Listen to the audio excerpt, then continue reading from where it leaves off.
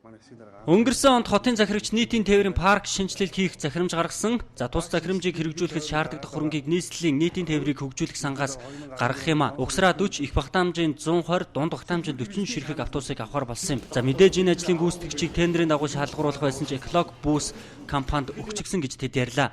За тендерт тус компаниас гадна Монгол Hyundai компани өрсөлдсөн. За тендерийн ажлыг төр завсарлуулах хоогуур том аврын автобус нийлүүлэх ажлыг Эколог Бус компани нийслэлийн нийтийн тээврийн газартай байгуулсан нь илэрсэн болохыг хэлж байна.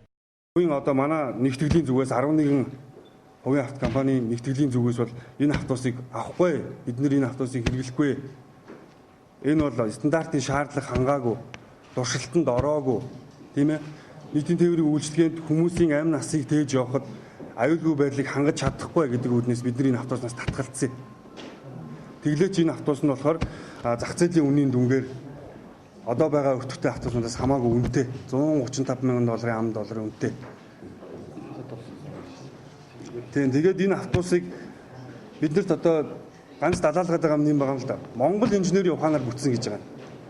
Монгол инженерийн ухаанаар бүтсэн. Бид нар энэс бол татгалцахгүй. Монгол инженер үндэсний үйлдвэрлэлд дэмжинэ. Гэхдээ энэ автобус нь чанарын шаардлага хангаагүй. Нэгдүгээр, хоёрдугаар туршилтанд ороогүй. Гуравдугаар урд хөшөөс Хятад улсаас оруулж ирсэн сэлбэгийг энд угсарсан автобус энэ бол ямар ч үйлдвэрлэл байхгүй.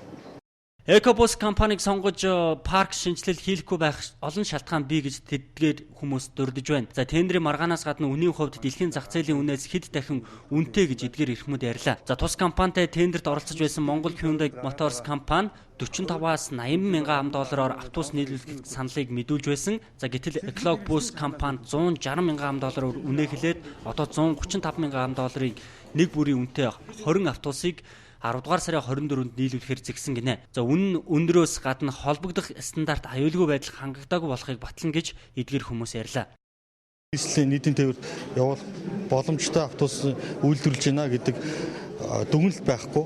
Тэгээд энийг тендер задлагдаад тухайн үед одоо зогсоосон шүүхээр ороод Монгол Hyundai компанид өрсөлдөд тухайн Монгол Hyundai компани шүүхэд нэхэмжил гаргаад энэ хоёр шийдэгдээгүй асуудал гинт одоо эргээд гэрээ нийслэлийн тээврийн газартаа байгуулсан.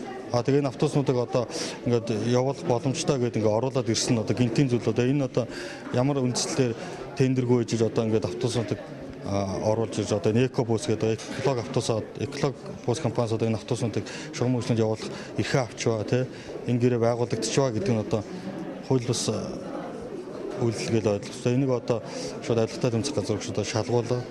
Үнэтэй ч чанаргүй аюултай тээврийн хэрэгцэл гэх шалтгаанаар хувийн аж ахуйн нэгжүүд худалдан авалт хийгээгүй. За гэвч нийслэлийн өмчит нийтийн тээврийн компаниудад нийлүүлэхээр болсон учраас ашиг сонирхол энэ ажлын ард байна гэж үзээд авилгатай тэмцэх газарт өгөхөр болжээ.